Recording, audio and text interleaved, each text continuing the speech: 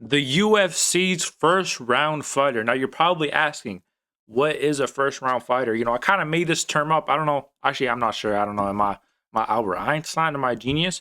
But no, it's pretty much a fighter in the UFC that, the first round that might, they're like Michael Jordan. They're the GOAT. They're so good. Maybe one of the best in their divisions, whatever. But then as the rounds go on, the second round, the third round, they're almost like a completely different fighter. You know what I mean? Okay, maybe not completely different, but they kind of lose this thing on their shots. They're not as dangerous. Their opponent kind of, that's kind of most of their opponent's game plan. It's kind of like, chill a little bit. And then, as the rounds go on, starting when, the later rounds, they turn into, Michael Jordan, and then they turn into who's like a very mid basketball player, Sean Livingston. That's some ball knowledge. You know what I mean? So today we're gonna be talking about the UFC's first round fighters. Now let's get into this presentation I made. What a beautiful presentation. The most dangerous first round fighters. Now, you know what I mean? There, as you can see, there's me on the left, and who is that gentleman? Is that Dana White? Me and Dana White, you've never seen us in the same room, but we haven't. Look at this picture. This is us right next to each other. We kind of look alike, if I'm being real. You know what I mean? Just very good looking men. Now let's get into the real list. I'm not gonna lie, the first guy I'm gonna be talking about, it's kind of more of an honorable mention if I'm being real. But oh, whoops. Ilya Taporia. Now I don't honestly, he's more of an honorable mention. I don't really classify him as a first round, as a round one fighter, just because he's also very dangerous in almost he's dangerous in every round. His cardio is really good. Or I'm maybe not really good, but his cardio is good. Like he went to a 5-round decision against Josh Emmett. But I'm sorry, you can't have 10 first round finishes and expect me not to talk about you in this video, bro. He has 10 first round finishes, 17 wins. I'm pretty sure he has 15 finishes, 10 of them are in the first round. Very, very dangerous in the first round. As I said, he is dangerous in the second and third round. But if you're not on his level, he's gonna get you out of there in a round. You know what I mean? Like he only goes past the first round when he's fighting guys who are as good as him. You know what I mean? Like Volkanovski and Holloway and Gaethje. I'm sorry, Oliveira, but you got slept in a round.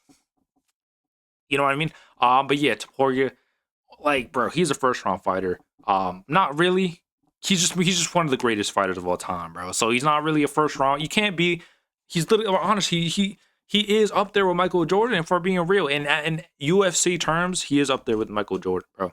Like he's probably like what's like an equivalent, Steph Curry or something like that. You know what I mean? Or Kyrie Irving. Nah, he's not up there. So yeah, Ilya Taporia first knocks everyone out in the first round. 8 submissions, 7 knockouts. What a fighter! Moving on to the actual first round fighters. Ramzan to I'm pretty sure I spelled this. Is it Ramzan or Ramzan? I don't know. Ramzan Tamirov. Yeah, he is literally the definition of a first round fighter, bro. He has 13 finishes, 11 of them are in the first round. So if he does not finish you in the first round, you're probably gonna make it to a decision. So I guess all you have to do, if UFC flyweights are watching this video, all you have to do, I guess, is just make it out the first round, and you're probably not gonna get knocked out. He is coming off a first round knockout against Steve Erceg, RIP. I'm just kidding. I don't. That was kind of disrespectful. I don't know why I did that. But yeah, the way Ramzan Tamirov throws his shots, it makes sense why he kind of, loses the sting on his shots out of the first round. He literally throws like the equivalent to a jab for him is like an overhand, bro. Like that's how he throws. He is throws so many, highly. How do I say this? Like big shots, looping shots, big shots. He's only like 5'3". He's in the lightest weight class, and he has that much power, bro. Honestly, kind of insane. Now I don't think he will, go far in this division because, bro, you have to have good cardio. If you're in the flyweight division, you can't just rely on first round knockouts like he does. You're gonna need to, you know what I mean, show that you can win a decision, which he did beat Charles Johnson by decision, but that was a close fight. You know what I mean? And he did kind of pop, so I don't know. I just kind of wanted to say it. I don't know what it has to do with this video, but yeah, he did pop. So yeah, Ramzan Tamirov, definition of first round fighter. Moving on, Khamzat Chimaev. Now this one isn't as, honestly, his last 2 fights have gone to a decision. Very close fight. Well, the Sean Strickland was very close. You know what I mean? he almost like a couple years ago he was looked at as like he was like the definition of a first round fighter. But nowadays, he can go to a decision. His cardio is pretty good, especially at middleweight. His cardio is good, but just 9 first round finishes, 15 fights, 9 in the first round. Kind of crazy. Kind of crazy, bro. He's a first round fighter, bro. Just even in like his last fight against Sean Strickland, that first round was dominant. His fight against Kamaru Usman that also went to a decision. That first round was not, that was a 10-8 round. You know what I mean? Like, he is super. Even when he goes to a decision, that first round is like no one's beating him in the first round. He is a first round fighter. You know what I mean? Now moving on to, honestly, I like to say mini Khamzat Chimaev, the bantamweight version of Khamzat Chimaev, Raul Rosas Jr. Now obviously he's not Khamzat. Maybe he's only, what was he, like 22 or something like that, 23. He doesn't listen, bro. His only loss, he's 13-1. His only loss came against Christian Rodriguez, and literally his whole game plan was, actually, he did miss weight, so I guess that kind of aids to his win or something like that. Christian Rodriguez's whole game plan was literally just to take the first round off and then just win the second, the rest of the rounds, the second and third round. That was his whole game plan. Raul Rosas Jr., but he was like 18 at the time, so that was quite a long time ago for Rosas Jr. But yeah, like his first rounds, he usually wins his first round. Pretty dominantly as well. Kind of similar to Khamzat Chimaev, that's why I was saying it. But he has gone to it. He's not as much as a marauder as he used to be. I feel like as he gone up there in age, I guess his experience has gone up. He's more smarter. He's not wasting the gas tank as much. But also he's not as hyped as he was back then. He kind of he's okay with kind of smudging a little bit. Well, back then, if he's going for that submission, he's jumping gillies. He's going for the submission. He's going for ground and pounds. But nowadays, listen, 6 first round finishes, 13 fights, kind of crazy, not really. But yeah, I had to talk about Raul Rosas Jr. Who is he fighting next? I'm pretty sure it was Raoni Barcelos. That should be an interesting one. But you know what I mean? Like, he kind of lost his hype a little bit, but I still see him as a first round fighter because he always wins the first round. And he has 6 first round finishes. So yeah, moving on.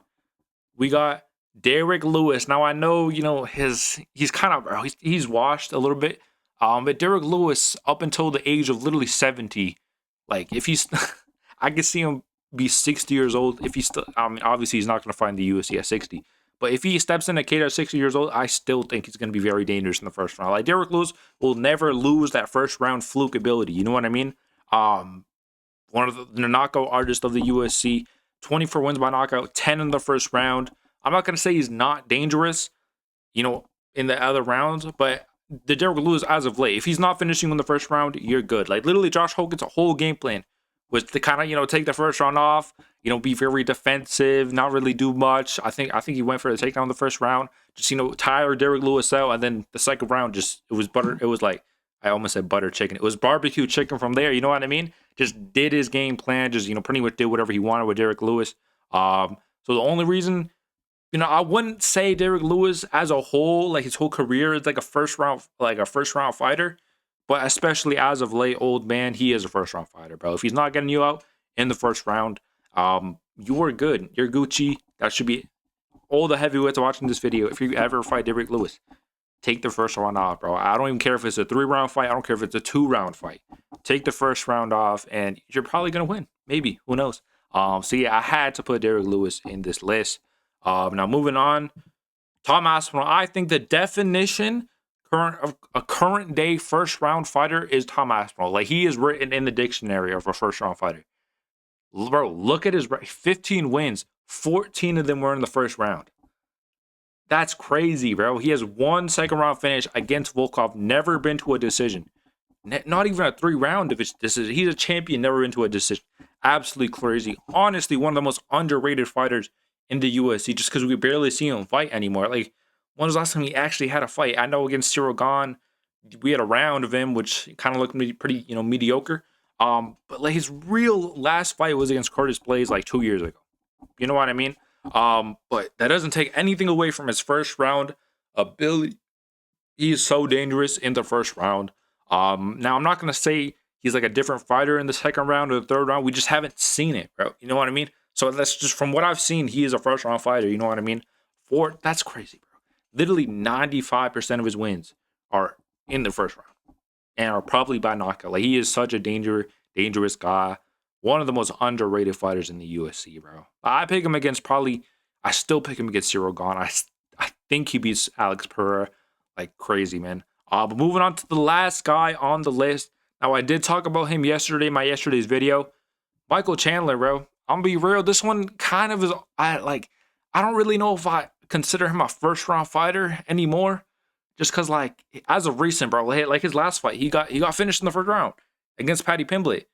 I guess he lost the first round against Charles Oliveira. He lost the first round. Like he's not, as of late, he's just not that anymore. But back in the day, when I mean back in the day, I mean like 3 years ago. I'm not even that much, back in the day.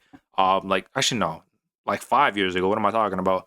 But at least like he wasn't winning the fights. Like I think he's 2-7 in the UFC. Like his record is terrible in the UFC.